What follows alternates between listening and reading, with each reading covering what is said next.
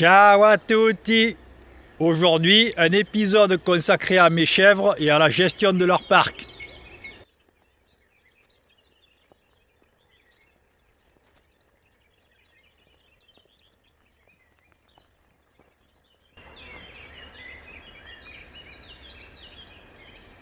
La ferme que j'ai achetée en Italie possède un terrain d'environ 1 hectare. Je me trouve dans la parcelle qui est en contrebas de la ferme. C'est une ancienne prairie qui a une surface d'environ 4000 m².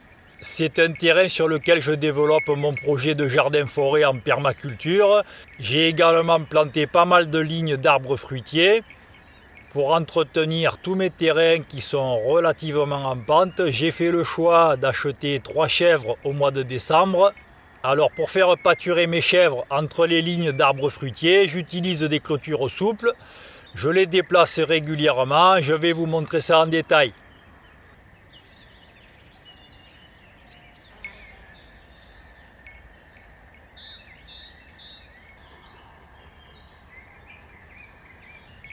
Mes 3 chèvres sont restées environ 8 jours dans cette petite parcelle.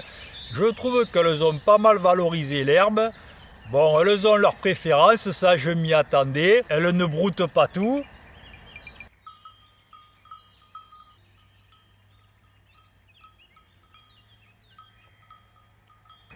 Aujourd'hui, je vais les déplacer dans une parcelle qui sera un petit peu plus grande. Je pense que je les laisserai environ 15 jours. Si on déduit mon jardin-forêt qui se trouve en plein milieu de la prairie, il me reste 6 parcelles pour faire pâturer mes chèvres. Donc c'est parfait, ça permet d'avoir une très bonne rotation. Ce qui est très intéressant avec cette méthode, c'est que mes chèvres, avec leurs urines et leurs excréments, fertilise les parcelles et notamment tous les arbres fruitiers que j'ai plantés.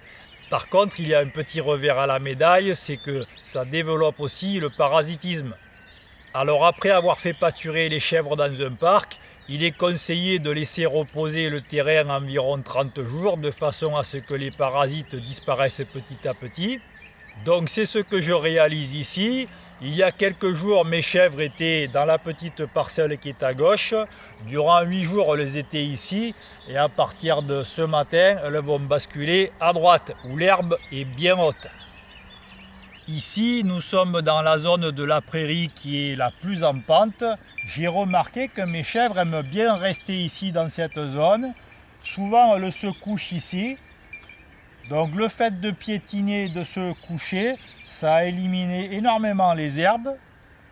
Je pense que ce n'est pas problématique parce qu'elles vont basculer à droite, elles vont rester certainement 2 mois sur ma droite.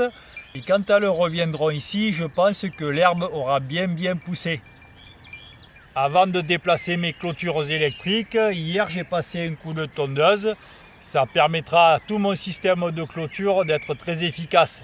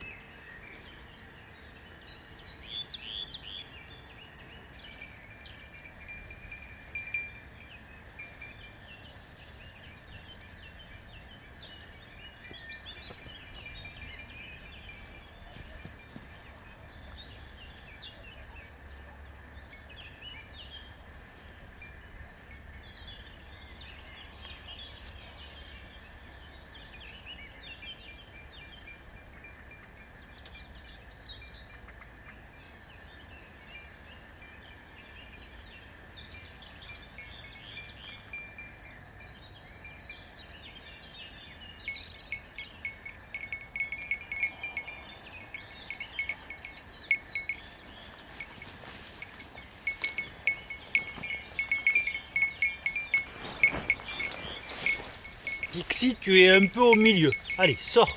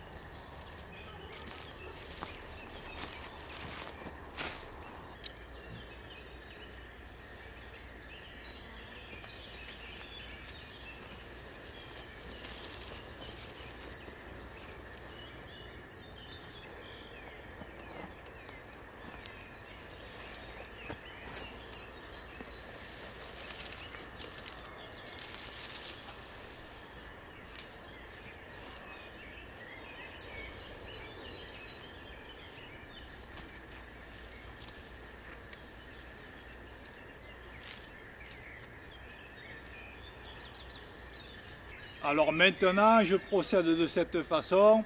Je déplace mon filet, je remonte et ensuite je le mets en tension.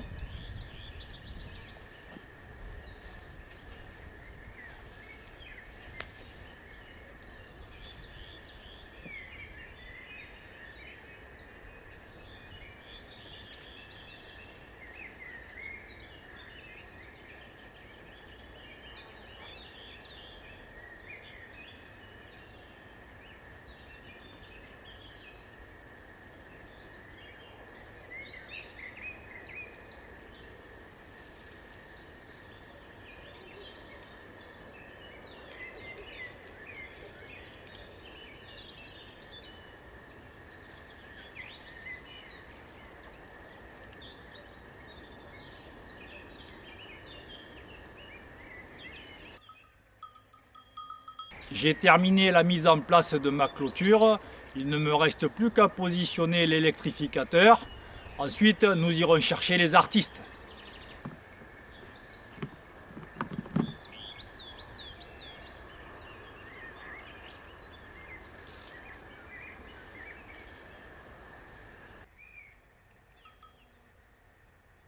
Ici, nous sommes dans une zone où le loup est très présent. À ma connaissance, cet endroit en Italie est le plus fréquenté par cet animal. Alors derrière la ferme, j'en ai déjà filmé plusieurs, à environ 80 mètres de la maison.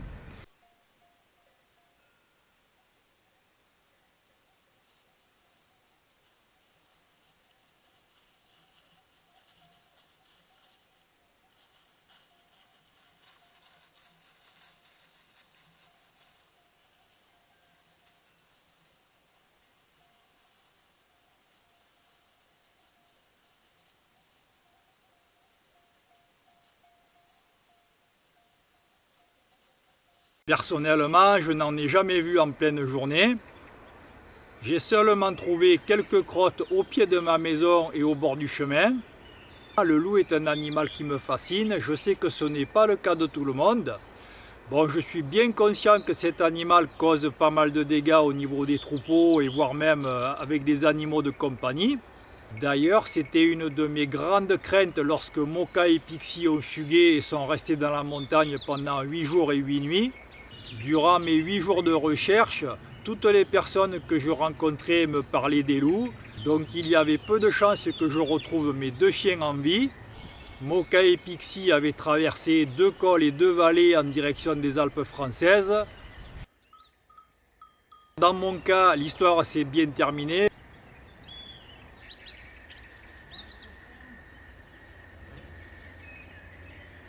Alors je peux vous assurer que si je ne possède pas de chienne de troupeau, il y en a une qui se charge de surveiller un petit peu la ferme quand même. Je peux vous dire que tous les soirs, lorsque je sors mes chiens, Pixie sort en aboyant, elle fait le tour de la ferme, elle sait qu'il y a des animaux sauvages. Donc bien que Pixie soit toute petite, elle fait le travail. Allez, venez là.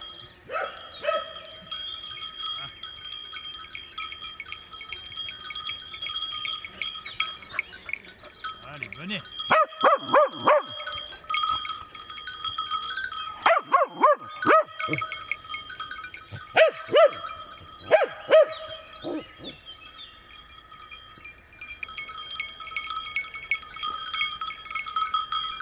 Ah, voilà.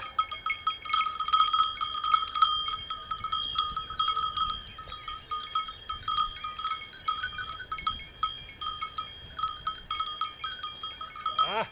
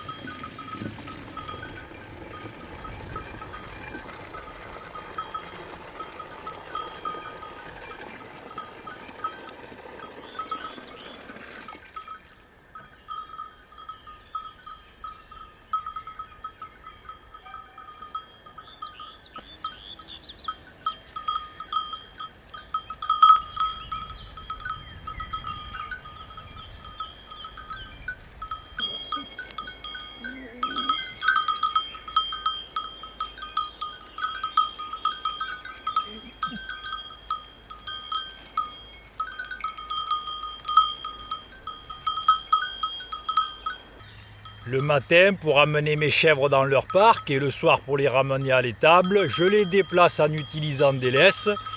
Je trouve que c'est plutôt efficace comme méthode. Ça évite à mes petites chèvres de grignoter toutes les plantes que j'ai mises en place au jardin, parce que j'en ai mis pas mal. Hormis des arbres fruitiers, j'ai énormément de végétaux et certaines plantes peuvent être toxiques pour mes animaux. Donc je préfère les déplacer en laisse, c'est plus simple comme ça. Au niveau de ce nouveau parc, je ne vais pas faire pâturer mes chèvres sur toute la longueur, je vais vous expliquer pourquoi. Dans cette zone de la prairie qui se situe au bord du chemin qui mène à la ferme, il y a de nombreuses espèces végétales qui poussent spontanément. Parmi tous les végétaux qui poussent ici, il y a des saules, des noisetiers, des peupliers, des châtaigniers sauvages. Il y a également quelques chênes.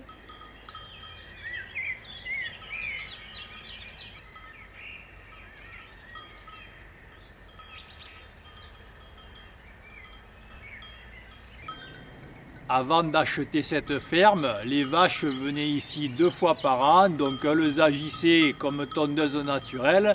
Elles raccourcissaient tous les végétaux qui essayaient de croître. Bon, maintenant, elles ne sont plus là. Moi, je ne vais pas faire pâturer les chèvres. Je préfère conserver ce petit coin sauvage. Si ça se trouve, je prélèverai quelques arbres pour les planter ailleurs.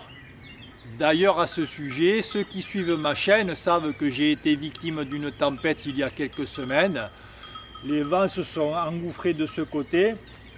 Donc je me demande s'il ne serait pas intéressant de planter quelques arbres pour former un coupe-vent.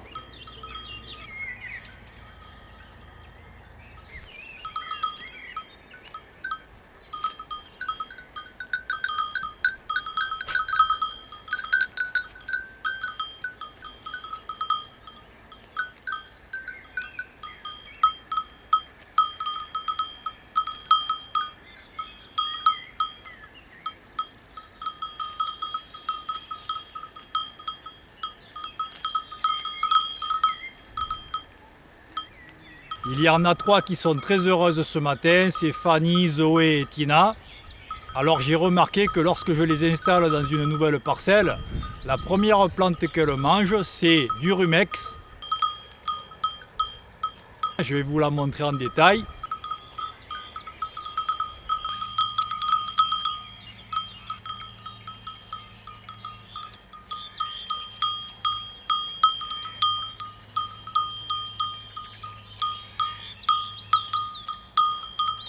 Je passe pas mal de temps à observer mes animaux, en l'occurrence mes chèvres.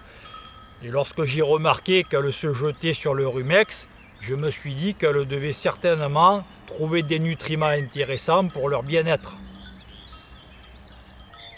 Ici, nous sommes en présence d'une espèce de rumex. Il s'agit de la grande oseille. Comme vous pouvez le constater, c'est une plante qui peut atteindre les 1 mètre de haut. Elle a une tige assez rigide. Sur la tige, il y a peu de feuilles. Alors quand je mets les chèvres dans un nouveau parc, en général, elles mangent directement la partie qui est en fleurs. Cette zone va se transformer en graines. C'est une plante qui contient pas mal d'acide oxalique et également de la vitamine C. Les feuilles sont comestibles. On peut les consommer aussi bien crues que cuites. Comme elles contiennent de l'acide oxalique, ça ne convient pas à tout le monde. Les personnes qui ont des problèmes au niveau des reins ne peuvent pas en consommer beaucoup. Parmi toutes ses propriétés médicinales, cette plante est dépurative. Donc je comprends mieux pourquoi mes chèvres la consomment assez rapidement. Ça doit agir comme un antiparasite naturel. Finalement, les chèvres n'ont pas mauvais goût. On peut consommer la feuille crue. C'est légèrement acide.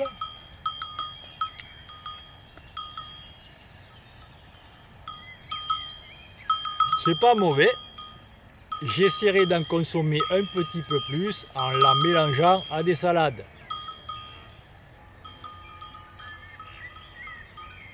Alors les quelques connaissances que je possède en botanique, je les ai apprises grâce à un botaniste français notamment qui s'appelle Gérard Ducerf, qui est le spécialiste en France des plantes bio-indicatrices. Depuis une trentaine d'années, ce botaniste étudie la relation entre le sol et les plantes. Pourquoi est-ce que certaines plantes poussent dans certains sols et pas d'autres? Son travail est vraiment passionnant, je vous conseille la lecture de ses livres. Depuis que j'ai mes 3 chèvres, je les fais pâturer principalement dans la prairie, mais je les ai aussi installées dans la zone où je me trouve, c'est-à-dire un endroit qui était envahi par des ronces. Elles ont fait le travail, elles ont consommé énormément les feuilles des ronces. Après leur passage, j'ai continué à débroussailler les tiges. En ce moment, les ronces recommencent à pousser, donc dans peu de temps, je vais remettre mes chèvres dans cette petite parcelle. Je vais vous montrer une parcelle qui est juste à côté et qui n'a pas connu le passage des chèvres. Derrière moi, un endroit que j'avais entièrement débroussaillé l'année dernière. Les ronces ont de nouveau tout envahi, donc il va falloir faire quelque chose. Avec ma débroussailleuse, je vais dessiner un contour pour installer mes clôtures souples et on installera les 3 chèvres. Là, là, là, là, là, là. Là, là, là, là, là. Là, là, là, là, là.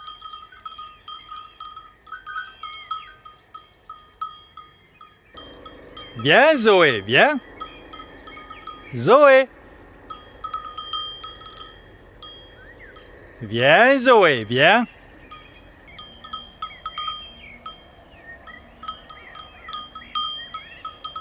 J'espère que ce petit épisode vous aura plu, ça change un peu de mes longues vidéos.